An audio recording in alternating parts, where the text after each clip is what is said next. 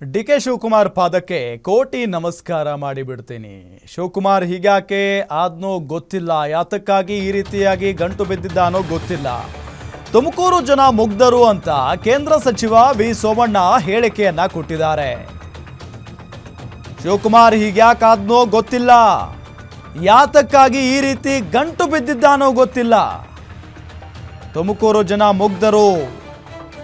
ಸಚಿವ ಸೋಮಣ್ಣ ಕೊಟ್ಟಿರುವಂತ ಹೇಳಿಕೆ ಇದು. ನನಗೋಸ್ಕರ ಆದರೂ ಅದನ್ನು ಬದಲಾವಣೆ ಮಾಡಿಕೊಳ್ಳುವಂತೆ ಹೇಳಿದ್ದೆ. 1200 ಕ್ಯೂಸೆಕ್ ನೀರು 5 ತಾಲೂಕುಗಳಿಗೆ ಹಂಚಿಕೆಯಾಗಿದೆ. ಜನ ಹೆಂಗೋ ಅವರ ಕೆಲಸ ಮಾಡ್ಕೊಂಡು ಬದುಕ್ತಾ ಇದ್ದಾರೆ. ಇನ್ನೊಂದು ಹೊಸ ಲೈನ್ ಮಾಡಿಕೊಂಡು ಹೋಗು, ನೀನೇ ಮಹಾರಾಜ, ನೀನೇ DCM ಇದ್ದೀಯಾ, ಬೇಕಾದ್ರೆ ಇನ್ನೊಂದು ಚೇರ್ ಹಾಕಿಕೋ, ಆದರೆ ಬಡ ಜನರಿಗೆ ತೊಂದರೆ ಕೊಡಬೇಡಿ ಅಂತ ಸೋಮಣ್ಣ ಈ ಸಂದರ್ಭದಲ್ಲಿ ಮನವಿಯನ್ನ ಮಾಡಿಕೊಂಡಿದ್ದಾರೆ. ಜೊತೆಗೆ ಡಿಕೆ ಶಿವಕುಮಾರ್ ಪಾದಕ್ಕೆ ಕೋಟಿ ನಮಸ್ಕಾರ ಮಾಡಿಬಿಡ್ತೀನಿ, ಶಿವಕುಮಾರ್ ಹೀಗೆ ಯಾಕೆ ಆದ್ನೋ ಗೊತ್ತಿಲ್ಲ. ಅಂದ್ರೆ ಇದು ನಿನ್ನೆ ತುಮಕೂರಲ್ಲಿ ಆಯ್ತಲ್ಲ, ಹೇಮಾವತಿ ನೀರಿನ ವಿಚಾರಕ್ಕೆ ಸಂಬಂಧಪಟ್ಟಂತೆ ಸೋಮಣ್ಣ ಮಾತನಾಡಿರೋದು. ಆಮೇಲೆ ಎಲ್ಲಿ ಹೋಗ್ಬೇಕು, ಒಂದು ನಿಮಿಷ ಅವನ ಪಾದಕ್ಕೆ ಕೋಟಿ ನಮಸ್ಕಾರ ಮಾಡ್ತೀನಿ. ನಾನು ಶಿವಕುಮಾರ್ ಯಾಕೆ ಹಿಂಗಾದ್ರೂ ಗೊತ್ತಿಲ್ಲ. ನಾವೆಲ್ಲ ಮನೆ ಜನ, ಪಾಲಿಟಿಕ್ಸೇ ಬೇಡ, ವಿಶ್ವಾಸನೇ ಬೇಡ, ಆತ್ಮೀಯತೆ ಬೇಡ.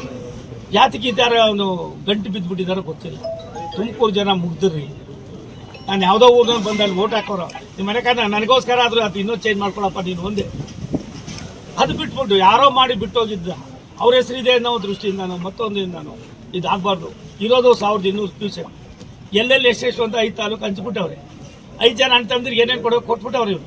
ಅದ್ರೊಳಗೆ ಅವ್ರು ಹೆಂಗೋ ನೆಮ್ಮದಿಯಾಗೆ ಅವ್ರ ಕೆಲಸ ಅವ್ರು ಮಾಡ್ಕೊಂಡು ಬದುಕ್ತಾ ಇದ್ದಾರೆ. ಅವ್ರ ಬದುಕಿನಲ್ಲಿ ಯಾಕೆ ನಾವು ಉಳಿ ಹಿಂಡಬೇಕು? ನಾನು ಹೇಳಿದ್ದು ಇಷ್ಟೇ, ಇವ್ರಿಗೆ ಮಂಚದ ಮೇಲೆ ಇದೆ, ತಿಳ್ಕೊಂಡಳ್ಳಿ ಇದೆ, ಇನ್ನೊಂದು ಹೊಸ ಲೈನ್ ಹಾಕೊಂಡು ಹೋಗು, ನೀನೇ ಮಹಾರಾಜ, ನೀನೇ ಉಪಮುಖ್ಯಮಂತ್ರಿ, ಅದೃಷ್ಟ ಇದೆ, ಇನ್ನೊಂದು ಚೇರ್ ಹತ್ಕೊಳ್ಳಿ, ನಾವು ಬೇಡ ಅನ್ನೋದಿಲ್ಲ. ನಮ್ಮ ಜನಕ್ಕೆ ತೊಂದರೆ ಕೊಡಬೇಡ್ರಪ್ಪ.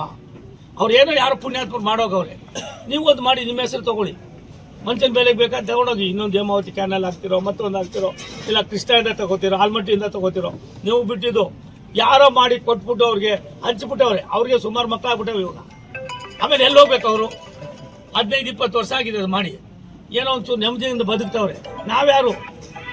ಅಲ್ಲಿರೋದನ್ನ ನೀವು ಇಲ್ಲೆಲ್ಲೋ ಕೊಟ್ಬಿಡ್ತೀನಿ, ಅಲ್ಲೆಲ್ಲೋ ಕೊಟ್ಬಿಡ್ತೀನಿ, ಎಲ್ಲಿ ಕೊಟ್ಬಿಡ್ತೀನಿ?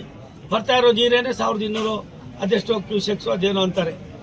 ನಾವು ಅದನ್ನು ಅದು ಏನು ಮಾಡೋರೆ, ಎಲ್ಲ ಹಂಚ್ಬಿಟ್ಟು ಕುಣಿಗಳಿಗೆ ಜಾಸ್ತಿ ಕೊಟ್ಟವ್ರೆ ಅಂತಂದು ಇವಾಗ ತಿಪ್ಕೊಂಡಳ್ಳಿ ಮತ್ತೆ ಮಂಚದ ಮೇಲೆ ದೊಡ್ಡ ದೊಡ್ಡ ಜಲಾಶಯ ರಾಮನಗರಕ್ಕೂ ಆಯ್ತದೆ, ಮಾಗಡಿಗೂ ಆಯ್ತದೆ, ಕನಕಪುರಕ್ಕೂ ಆಯ್ತದೆ.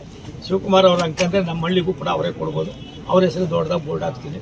ಏನು ಇವಾಗ ಮಾಡಿದ್ದಾರೆ ಅದಕ್ಕೆ ತೊಂದರೆ ಕೊಡಬೇಡ ಅಂತ ನಾನು ಮತ್ತೊಮ್ಮೆ ಅವ್ರಿಗೆ ವಿನಂತಿ ಮಾಡ್ತೀನಿ. ಒಂದು ನಿಮಿಷ ಅವನ ಪಾದಕ್ಕೆ 100 ಕೋಟಿ ನಮಸ್ಕಾರ ಮಾಡ್ತೀನಿ. ನಾನು